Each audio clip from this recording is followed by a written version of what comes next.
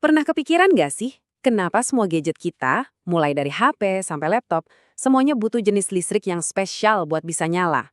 Apa sih rahasia di balik semua colokan dan kotak hitam kecil yang kita pakai tiap hari itu?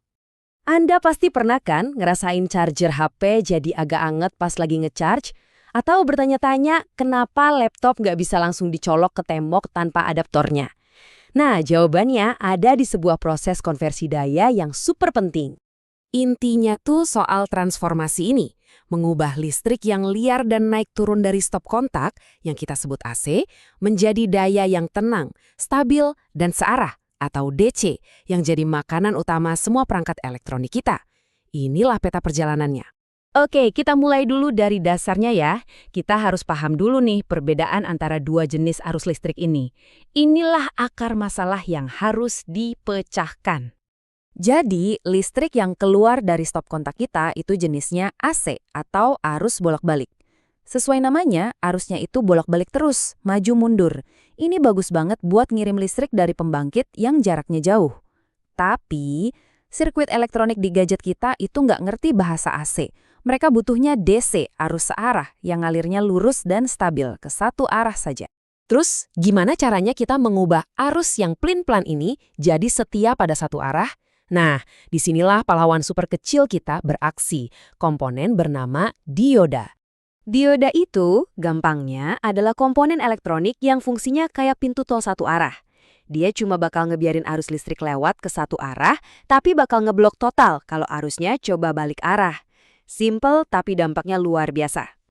Analogi yang paling pas mungkin ya kayak satpam atau bouncer di pintu klub. Dia cuma ngasih jalan buat elektron yang mau maju. Begitu ada yang mau putar balik, langsung diadang. Eits, nggak bisa lewat sini. Kira-kira gitu deh tugasnya.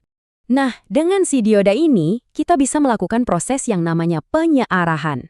Ada dua metode utama buat menjinakkan arus AC ini yang kita sebut setengah gelombang dan gelombang penuh. Ada dua metode utama nih. Yang di kiri itu yang simpel, cuma pakai satu dioda. Sementara yang di kanan ini lebih cerdas. Dia pakai 4 dioda sekaligus. Oke, jadi apa bedanya pakai satu dioda sama 4 dioda? Apa efeknya ke gelombang listriknya? Yuk kita lihat hasilnya. Nah, ini dia hasilnya. Kelihatan banget kan bedanya? Yang setengah gelombang di atas itu cuma motong separuh gelombang AC dan membuangnya. Sayang banget, separuh dayanya jadi sia-sia. Beda sama yang gelombang penuh di bawah.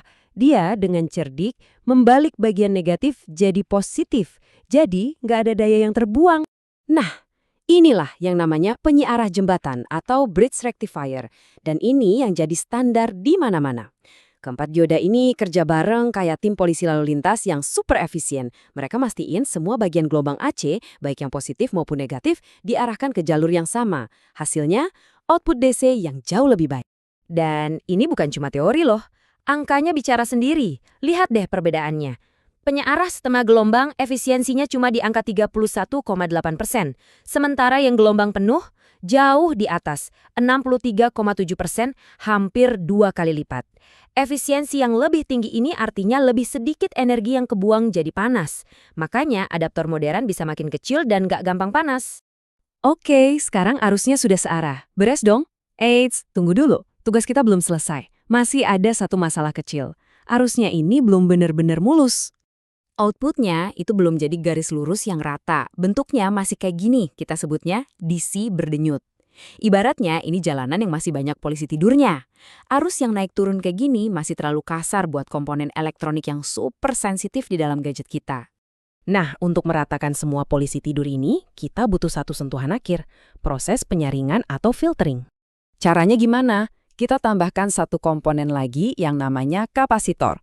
Anggap saja kapasitor ini kayak baterai super kecil yang bisa diisi dan dikosongkan dengan super cepat. Jadi, pas tegangan lagi di puncak, dia nyimpan energi.